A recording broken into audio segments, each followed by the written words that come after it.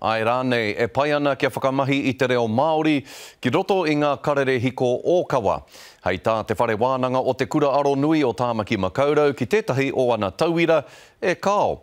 Kua hoki muri ake te whare wānanga i tērā kōrero ārātau ināia nei. Ara, kua kihirua. Engari hei tā te tauira i whakahengia e noho tonu ana te kawa ki tōna waha.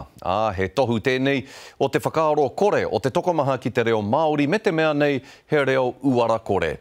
Nei rā, Ahania Douglas. Aotearoa, he pāpori reo rua, kaua ki ro tuhinga ōkawa. Koina te whakahau a tētahi kaiako mo te taumahi a Imogen Wells he tauira whakapānga. We live in New Zealand. It's one of the recognised languages of New Zealand. You should not be referring to it as inappropriate and unprofessional.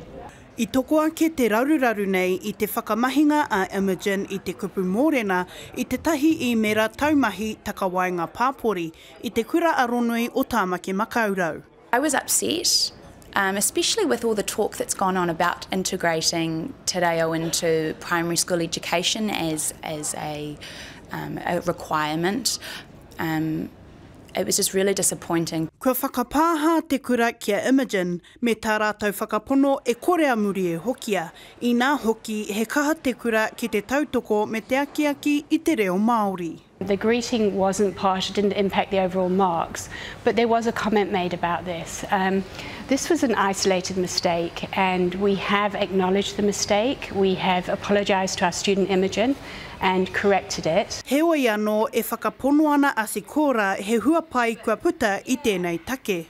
It's certainly something that's going to be communicated. It is acceptable and that we're going to be talking to our staff about that to make sure they understand. Me te aha, hei tā Wells, ka haere tonu tana whakamahi i te reo, aha kua he te ngaringari nei. Going forward, it's made me want to use te reo more, and I feel comfortable knowing that AUT will now take the steps to make sure this does not happen to any other student. Me kore noa e tangata whenua anō te reo i te nuku o te whenua. Ahania Douglas, Te Karere.